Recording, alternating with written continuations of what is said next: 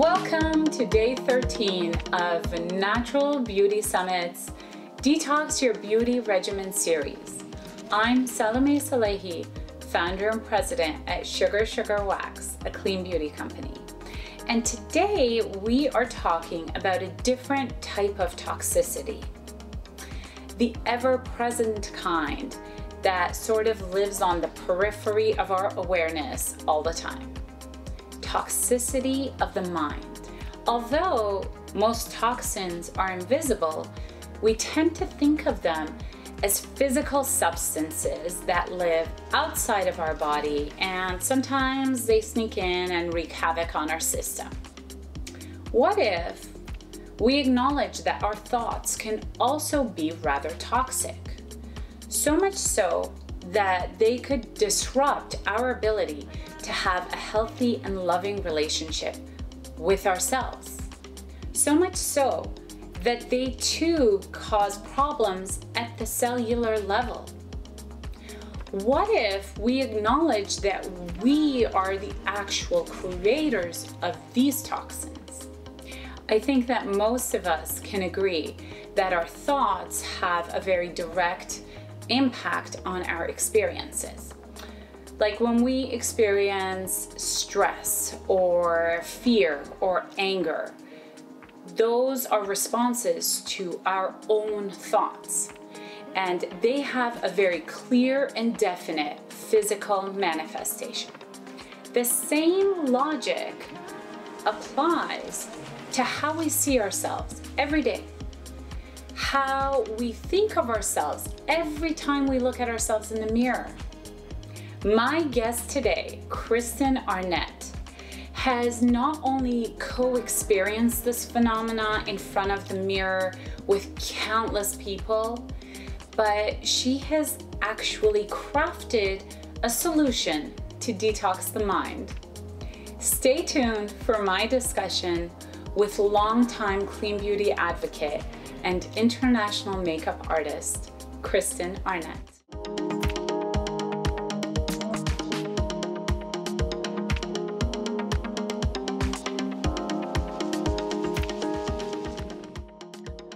Hi everyone, I'm here with Kristen Arnett, international makeup artist and healthy beauty expert, and we're going to be talking about some really cool things, but we're going to start with just a little bit about Kristen's background. So I'm just going to get right into it because I think, yeah, everyone, the viewers can read about your background and all of that, but I just want to get right into it because you are a pioneer. You've been in green beauty since before it was a thing. So what are some of the milestones that you've seen along the way, and how has the concept of green beauty and the space changed? Oh my gosh, so much. Well, so green beauty, that was the original term that sort of encapsulated this ideal to have your cosmetics be natural, organic, and earth friendly and cruelty free. So it was this umbrella for all of these ideals. And when I first started doing green beauty as a thing in terms of my career as a makeup artist, often, and I'm not kidding you because I lived in New York, people would say, "Oh, so do you work on the cast of Wicked?" They actually thought I was doing green makeup as my specialty. Wow. So they didn't get it. And so I started in this having to educate and realizing that it wasn't just like, "Oh, doesn't this make sense?" It was, no, I had to start from scratch and help people really understand what is it, why is it important? And myself and the other pioneers in the cosmetics industry who were really committed to using natural organic ingredients and more sustainable packaging and not testing on animals, most of what they did was educate the consumer. And so I remember talking to magazines and they said, "Oh, well, it's a great idea, but we can't run a story like this because all of our sponsors aren't really falling into this, and we can't call them bad. We can't call them wrong. We'll lose money." So it was a very big uphill battle. I in bet. terms of trying to get awareness and people to actually talk about it. But behind the scenes, people started to care. And then it progressed and it became much more mainstream. And all of a sudden there was a tipping point where this is what mattered to people. But what I noticed is that green became almost a controversial word for folks. And they started seeing it as something just, either too limiting because they wanted more wiggle room in the kinds of products that they could get, or they saw it as not really representing their values, or some companies started doing greenwashing, which was, putting pretty herbs on their packages and using catchphrases, but what was actually in the items was really far off the natural organic category. So there became all this sort of backlash to the word green. I would say several years into me doing this. And then the new buzzword became clean beauty. And so I think that that's like That a sounds really safer. tight history. Hmm? That sounds safer than green. It's so interesting. It does sound safer. And what I have found is that the companies who are formulating that really have started the clean movement often are saying that because what they are promoting is the use of safe synthetics in their formulations.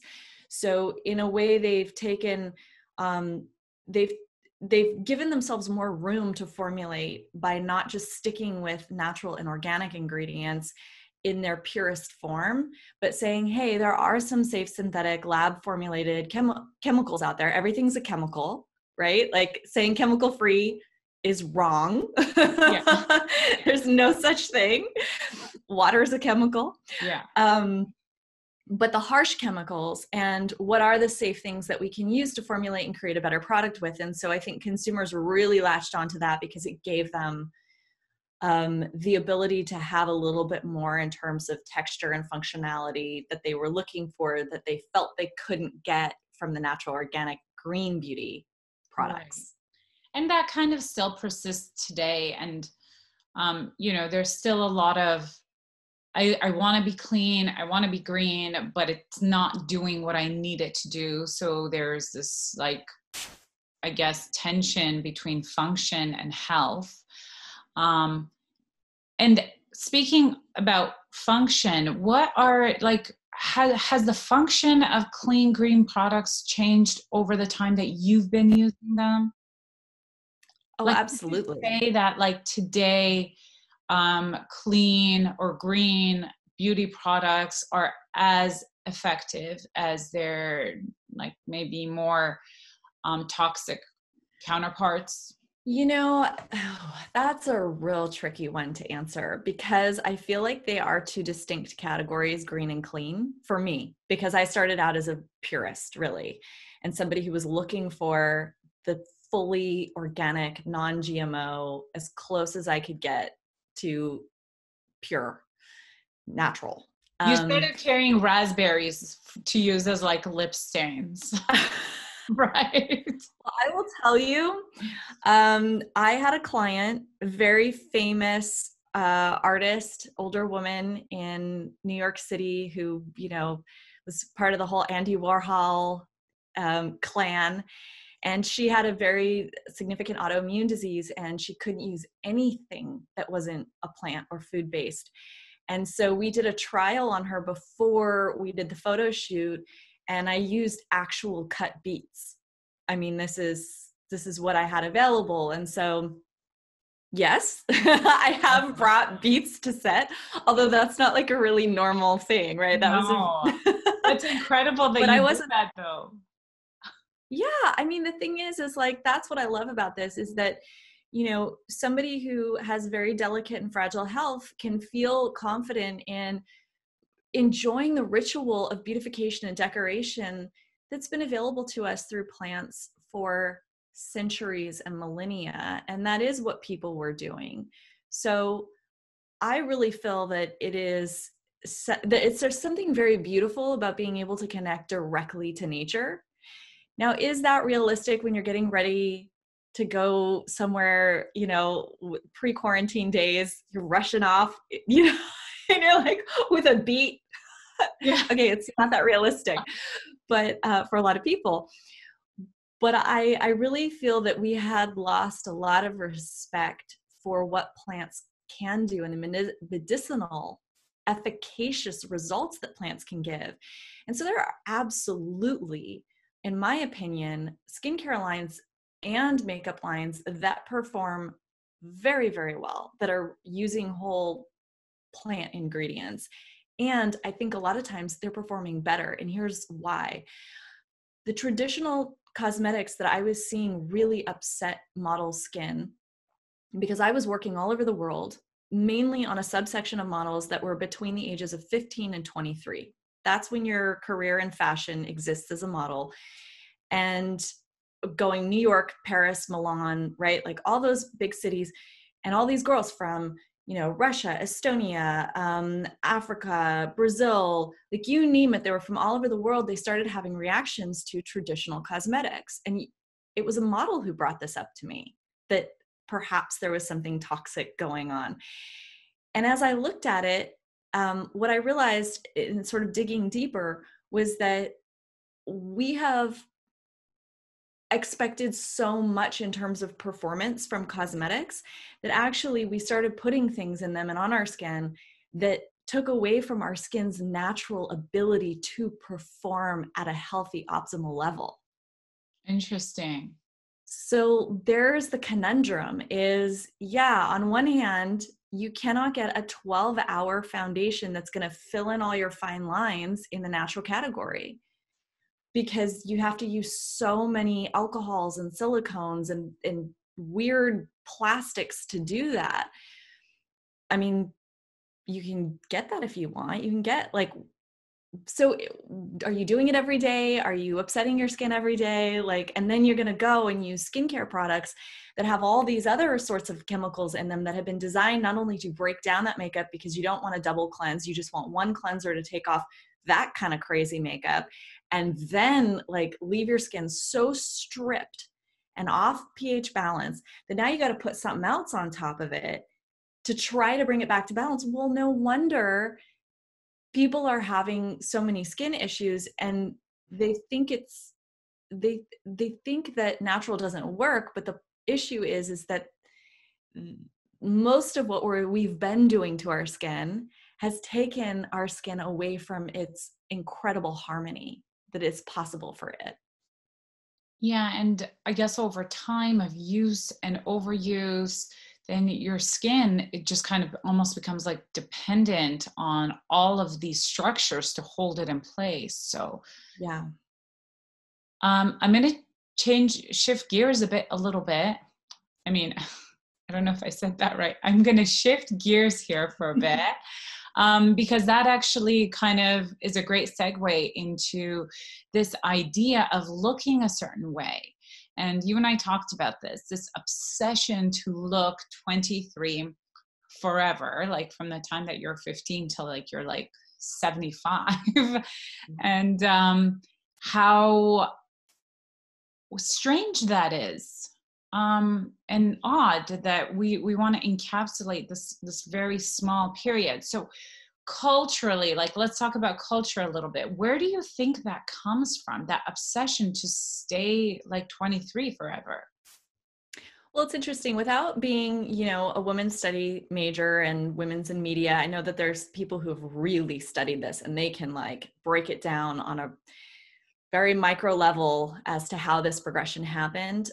I look at it from my viewpoint, coming as a makeup artist, having literally touched thousands of women's faces and interacted with them and talked to them. Yeah. And what I really think it comes down to is that if you biologically look at when a woman is most fertile, then that is when she would be her most attractive to mate with, right? So somehow this got mixed in with youth equals attractive, mate-worthy, childbearing, right? All of these things. And so we also have an interesting sort of over-sexualization of our young girls, where and it's been happening for a very long time in recent decades, probably the last 100 years, where little girls are not being given the opportunity to just have a childhood. They're being shown these images that they need to somehow become adult women who are very hypersexualized with, large breasts and their butts hanging out. And oh my gosh, when my little sister, who's much younger than me, she's my half sister, showed up in New York to visit me at the age of 15. I mean, I about died. She had her, little butt cheeks hanging out of her shorts. And she was totally comfortable with like that. She grew up at the beach, as did I. And so I'm not saying there's something necessarily wrong with it, but, and that little girls should be just like covered head to toe.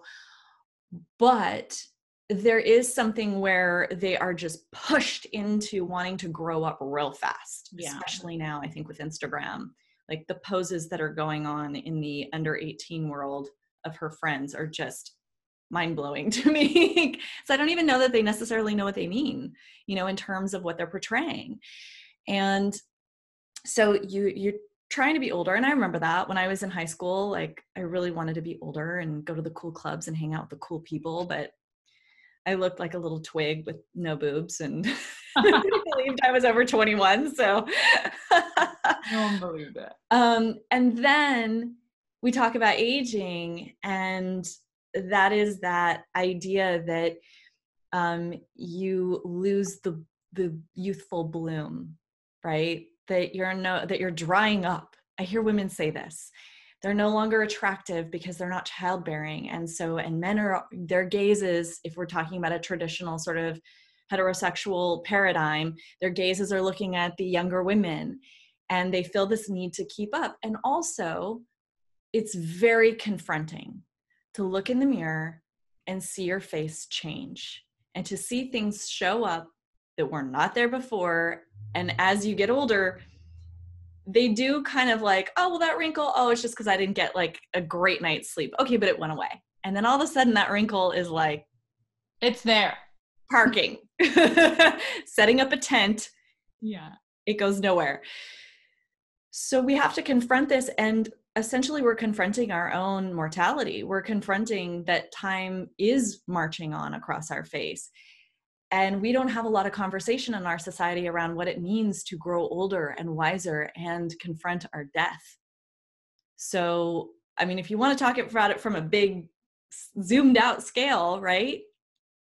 Comes down to, are you attractive enough to bear children and mate, or are you close to death? Yeah. And we don't really talk about the in-between. And I think that's, interesting. And also it's like a missed opportunity. Yeah. And, you hear so many women, and I don't even remember what movie or show I saw it from, but the lead actress was older, and she said, as her character, she said to the younger one,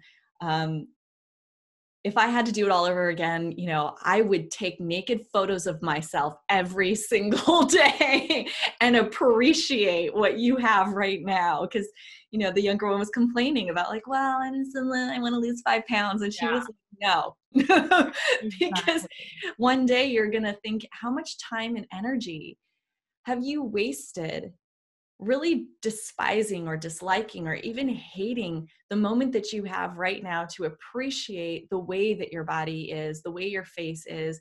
And really, the truth is it's not even just about appreciating the superficial, but it's appreciating what you have in terms of that moment in your life, the presence, the wisdom that you've gained at that point, instead of looking back at what you had or forward at what you could have, or what you fear you might have.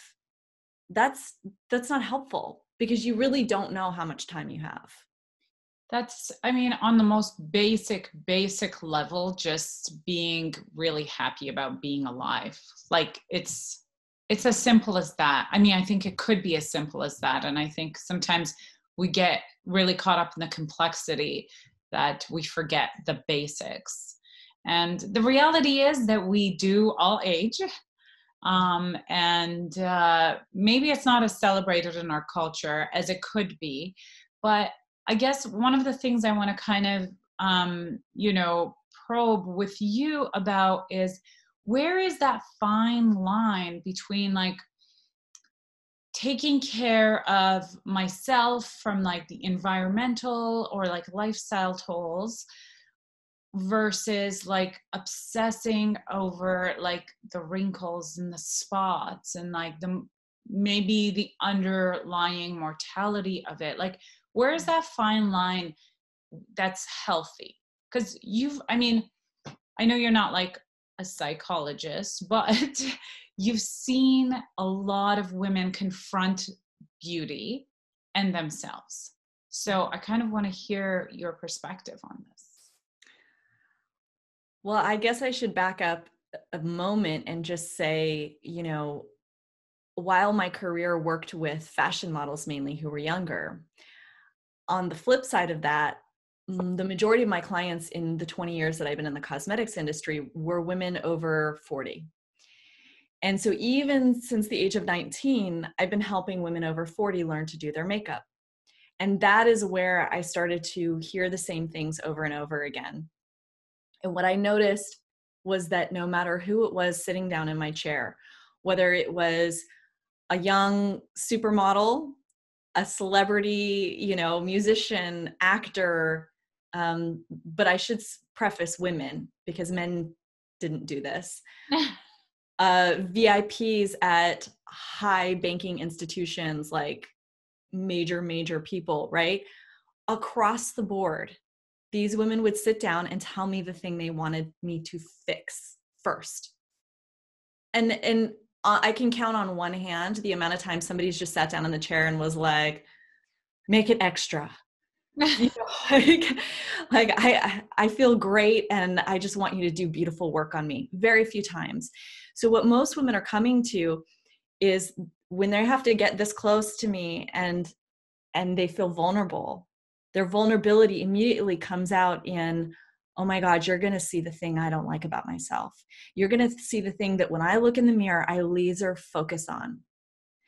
And it's those things that we laser focus on, especially when you get the mirror, the magnifying mirror. Oh, Lord, put the magnifying mirror down. Unless you really need it to see what you're doing, don't start checking out other stuff. Nobody should have one of those. I just don't care. In fact, I tell people step back. As far as you can be away from the mirror and effectively do your makeup, do it that far. Then you can come in and perfect things. But it is mean to get that close because nobody needs to see you that close in normal circumstances. And the people who are hopefully people that just love the heck out of you. And it's not about laser focusing in on flaws. So yeah, people sit down and they go, oh, I got a pimple today. Do you see this pimple? Like, no, I totally missed it. I was looking at your face. My job is to do your makeup. Missed the pimple. Thanks for pointing that out. Can you cover it? I don't know. I was going to draw a circle around it and make it redder and see if we could just like magnify. It's so funny. But, and I get it. I say this with love because I have been there. I say this with love for every single person who has ever sat down in that chair and shown up with their vulnerabilities and poured something out that is very private. I have been one of the first people in their lives to learn about things like pregnancies because they felt they had to tell me based on, right, like a certain thing that was going on or whatever. And so what I realize is that beauty is so vulnerable and we don't often have the space or the kindness that we've been taught for ourselves to appreciate the unique, beautiful parts of who we are. We've been told to be humble and don't talk yourself up. And so what that then turns into is this negative self-talk that is so mean that if you said it to a friend of yours, your friend would probably not speak to you for a long time. Right? Like the thoughts, what is that? And then there's squeezing and there's poking and there's, right? Like, can you imagine walking up to some other person and doing that to them and saying those things? Like, we don't even realize how nasty we can be.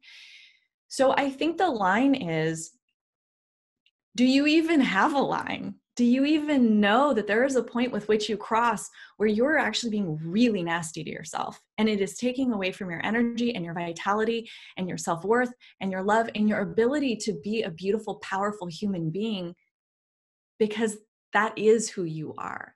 And when you focus on that, those things will become more present and you will exude beauty, because beauty is not about having a perfect nose shape. I'm going to tell you right now, I love like a little bit of a crooked nose.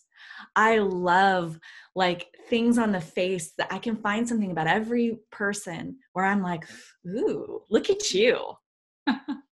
Because there's no such thing as perfection.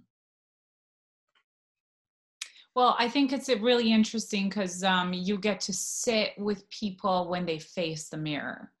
And usually it's in circumstances where they're trying to get into, like, put their best face on, and they have something like challenging or something that puts a spotlight on them coming right up. So you really get to sit with them and see that how they interact with themselves in the mirror. And I think a lot of us don't think about, like, until we talked about it, I didn't even really think about it, what attitude I'm approaching the mirror with. And it happens so many times a day.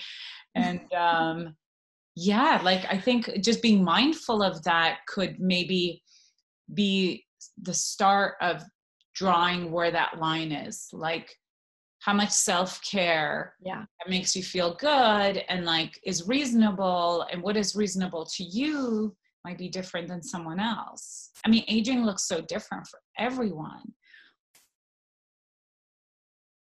Aging looks different for everyone. And I will say that, and I think you said this in our conversation, because we can totally agree on this. Haven't you ever just seen that like sassy 80-something-year-old woman who is just on fire, and you're like, I want to be her when I get older, right? Absolutely. Because there is something really particularly special about the beauty that emanates from within, and you can't have that if you're saying negative things. And when you say negative things to yourself, you release different chemicals in your brain that do toxify your body, that do add terrible things to your entire system, that takes it out of balance. So if you want to be actually healthy, health is part of, and I know I'm like slipping right in here, detoxing your mindset. And what if, instead of just being like, okay, instead of saying something really mean to myself today, like, now that you're aware of it, now that you're aware of how you go, ugh, or, oh, or whatever you say, right? Like, what if it was so polar opposite, but it actually could feel authentic and maybe snap you out of it? Like, my whole thing is the Bruno Mars song, where at one moment he's like, hot damn. Like, what if you walked past the mirror to yourself when you're alone, start it that way, and whatever that was, and go, hot damn, like, I look good. Yes. Nobody needs to agree with you. You just need to feel that way so that you can release the happy chemicals. You can release the things in your body that will keep you sassy and alive and alluring and attractive, because you're not with the downturned, sad, angry mouth face going, everything pisses me off about myself. I don't understand why these wrinkles are so deep. Boy, did you like that face I just made? I mean, it's a really good example. Like, if you're just constantly being mean and angry, look what kind of face you're gonna have. Yeah, exactly. I feel like that's something that's starting to change, and you have people like Jennifer Lopez was talking to Oprah, and she was saying that, did you hear that? Did you hear that? Why? Why are you doing that to me? Am I not on Do Not Disturb? Ah! Okay, let's start again. So we're starting to see more examples of that starting to shift now, I think. Like, I saw an interview between Jennifer Lopez, who is now 50. She's really redefined what 50 is. And she was talking to Oprah, and she said that, every so often she was apprehensive about talking about herself in this way, but she admitted that like once in a while she'll be like passing by her reflection in the mirror and she'd be like, yeah, you look good. Yeah. And we're starting to see more of that. And, you know, there's people like My Musk, who I follow on Instagram, and, you know, she is fully her age and gray and beautiful. And she just has that attitude that you're talking about, which is so like so much vitality, so alive, and like really just about life. Yes. Yes, because this is for me what healthy beauty is about. I, I can, we call it, sorry, I'm like all over the place because I had like 4 things I wanted to say in my head and then nothing came out. But healthy beauty is really about, these pillars of respect and honor and, taking back the power that you have as a sovereign being to claim what energy you're going to show up with in the world. And it's to put at the forefront that you deserve to feel good every single day. And that doesn't mean you're going to feel good every single day, but it certainly doesn't mean that you are somehow weirdly obligated to step in front of a mirror or look at yourself and hate on yourself and say terrible things to yourself. So yeah, good for Jennifer Lopez. And also like, look at Madonna, and I can't even believe how old Madonna is, and I like the fact that we don't have to try to necessarily get back to 23 to also claim the power that comes with the things we have walked through that give us the privilege to say, here we are, as we are. And this smile line and this laugh line and this little bit of wiggle and sag, wherever it might be showing up for you, came from an experience and multiple experiences. And those are the richness of life. Because to be honest, what anti-aging is death. That is the only thing that goes against aging, is that you die, because you're aging from when you're born. So why are we taking all of this opportunity to appreciate the expansive life that we have ahead of us by trying to stuff it back in time? And look, if you live 80 years on this planet, shouldn't you give to yourself the opportunity to really luxuriate in the 60 years that come after your 20s? 60 Absolutely. years. Absolutely. I mean, aging is absolutely a privilege. And I don't know if we always get to see that, because not everyone gets to age. And, the wrinkles and the sag, it's kind of like badges of honor. I changed a lot. Like my body changed after I had kids. And, there was a lot of me that was trying to like reclaim that pre-baby body. And then I'm like, but this is, I want to be squishy mom. I want to be like, they can just like a pillow and they could just like put their head down. And there's something really wonderful in that. And over time it'll change. Like as my kids get older, I become leaner and stronger, but never pre-baby body, which is fine. And look, weight is never a topic that I get too far into because I've been thin my whole life. So my experience of weight in the world has been actually people very much berating me for my thinness. So I certainly don't comment on experiences I haven't had. And for anybody who's like, oh my gosh, what is she, like 30 and she's talking about aging? I am 42. I'm technically over 40, but I have been doing this, like I said, since 19 with other women. But I want to reflect back what you're saying and honor that, because I have not had children. And so many of my friends will confess to me also, because they feel safe to, that they're worried about getting their pre-baby body back. And I think to myself that what you've done is huge. And the fact that you have to somehow look the way you looked prior to this massive trauma that just happened to your body and just bounce back, I think that is one of the most damaging cultural things we have done and is displayed all over magazines is shame women for looking like they look. And my gosh, how much does your body have to do to support this life, to create another life, to feed it, why are we then trying to like reduce calories and stuff ourselves back into those old clothes? Do you want to be in the clothes you were when you were 16? Definitely not. Right? So why do we feel like we want to be in the clothes that we were prior to a very huge transition in our lives, where we don't get very many rituals anymore and traditions of upgrading into our womanhood in different ways?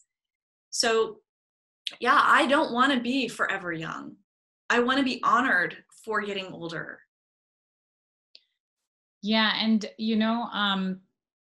it's just kind of going back to our topic. One of the things that you said that I loved was the toxic ingredients are only half of the problem. The other half is the toxic mindset. And we touched on this a little bit. And from the thousands of people that you've sat next to, or you were beside as they face themselves in the mirror, can you give us a number of like how many of them actually like approach themselves positively versus non, like as a percentage even? Less than 0.5%, I would That's say. incredible. For some reason, there seems to be this badge of honor that we have created around talking ourselves down as women.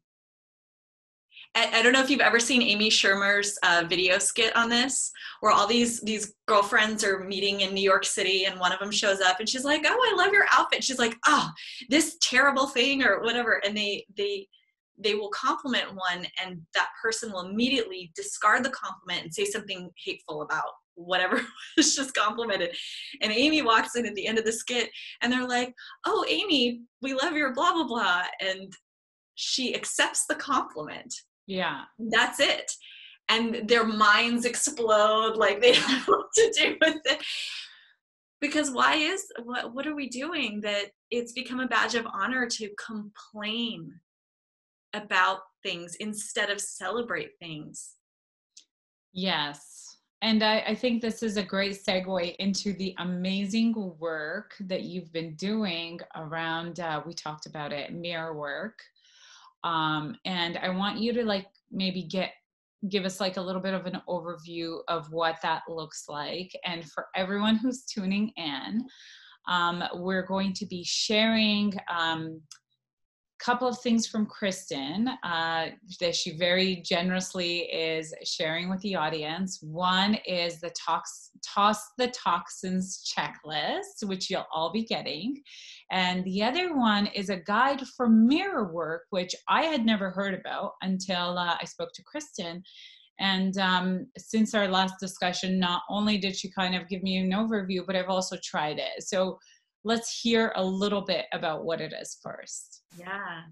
Well, so the Toss the Toxins toolkit is really focused on how do you get the ingredients that are questionable and to be avoided out of your makeup bag, out of your skincare routine. And it's really helpful on what do you look for at the store? How do you read a label quickly? You don't need to be a scientist. You just need to look for some like big things on each product, and then you know whether or not it's for you.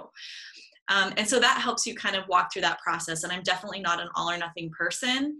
You can do it baby steps, stages, and I never am going to be the fearmonger who's going, "You've got to get rid of it all because it's all going to kill you." No. If you are married to your Tom Ford magenta lipstick, and that's what makes you feel amazing, that one lipstick is not going to kill you. But let's see if we can reduce your harsh chemical burden in your body. And so that's number one. And the second thing is the mirror work that you were referring to, and it's adapted from Louise Hay's work. And if you're familiar with her at all, she talks about how the body sends signals around the different pains or aches you're experiencing about what is requesting to be healed in you. And so I call this guide the confidence booster. It's mirror affirmations. It takes 5 minutes, but you do actually have to do the 5 minutes by yourself, not distracted. So, you know, give the boot to the kids, dog, the cat, the partner. Sit yourself in front of the mirror. And it's uncomfortable if you've never done this, and look directly in your eyes. And there are prompts on what positive statements you can say to yourself. And you set a timer and you do it 5 minutes. This sounds so simple. When I did it, I sobbed because there was this breaking open of seeing my own power and beauty in a way that shifted my feeling of who I am permanently. Wow. And Wow. everyone I know Take who's that in done for a this, second. yeah, everyone I know who's done this has given me a very similar understanding that that was their experience on some level. Like 5 minutes, incredible. And then after that, you can do it as often as you want for maybe just a minute or maybe 2 minutes. But the important thing is you do it for long enough that you click past the mind that goes, that's BS. No, because the mind is so prepared. The ego is so prepared to just be like, smack that down. So when you feel that shift, when you relax into really seeing the power of who you are, that's when you connect in with that beauty, and you will always have it. That's incredible. Now, my experience with it was a little, okay, so first of all, every time I attempted to do it, I would like come up with some excuse that I wouldn't do it. And generally speaking, I think of myself as a fairly confident person. And I've been told like you exude confidence. So I don't think of it like, oh, like I don't want to like look at myself. And it was really interesting. So I would keep coming up with excuses, and then like, oh, like the mirrors are like this, and like, you know, I have to get on this angle and I'm going to get confused. This anyway. So all these excuses. But I'm like, okay, I'm going to just do it, and I'm going to start slow because like we're having this conversation and I need to have had like, you know, I need to have done it. I can't not do it. It's 5 minutes. Come on. So what I did was I took one of those like magnified mirrors, because it's the only handheld one I have, and it's not even mine, it's my husband's. And I brought that into bed with me because I was just like, I'm just going to like do it in the bedroom. I don't want to do it in the bathroom. And I started with like, I'm not going to commit to the 5 minutes. I'm going to do the 2 minutes in the bed with a handheld mirror, and I'm going to see how it goes. And I was really shocked by how much I was kind of not willing to face myself. Like, I can't even tell you about the like train of excuses that I was like preparing for you, of like why I didn't do it, and then actually doing it. And then it was weird. I mean, I don't want to get into it more than that because there's only so much vulnerability I'm willing to put into this interview. But I was surprised. I was definitely surprised by myself. I was surprised by what I started to see, and it is powerful. I will say it's powerful because just even becoming the awareness that comes from like, just look at yourself for like 5 minutes. Yeah. It's incredible. And like, it's like, it's almost like, it's mind blowing. It's mind blowing. You blow your own mind because you don't realize the prejudices that you carry around with yourself about yourself all the time. And it's just become a part of your script. And getting back to your point, like it is so toxic.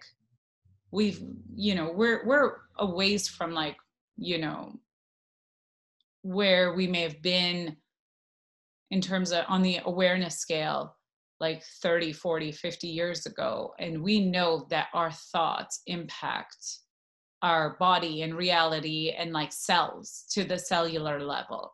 I think that's kind of become common knowledge now, or commonly accepted at least. So the detoxing, the eliminating those toxic thoughts can have a huge impact. And I tell you, after the experience, when I did face the mirror, I was just like more appreciative. I wasn't like, oh, I have to cover this up or that up. I was like, yeah, hi, you're here. You're alive. And you look good. Yeah. It's amazing. We often seek so much approval and so much reinforcement from other people on the outside of us. And we have not given ourselves that same love and kindness and approval. I write about this a lot, especially in my newsletters,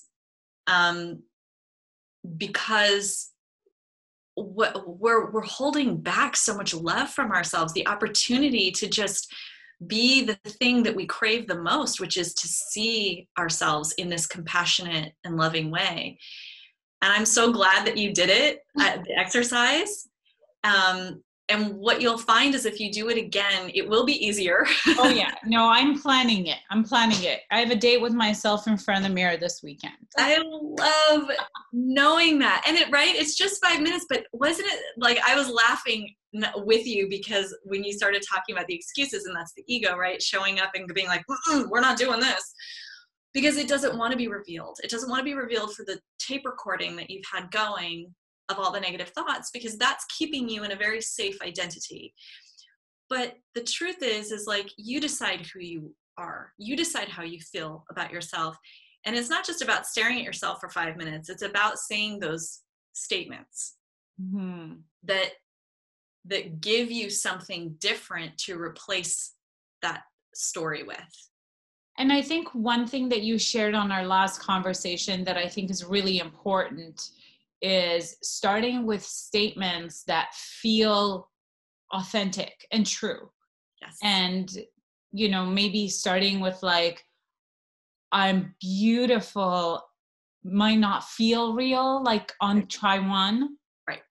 So you might want to build up to those bolder statements. Yeah. And that's why there's prompts in the exercises, because sometimes it really doesn't have to be about superficial. Like, you are looking at yourself in the mirror, but they're not superficial statements like, I have, fabulous lips.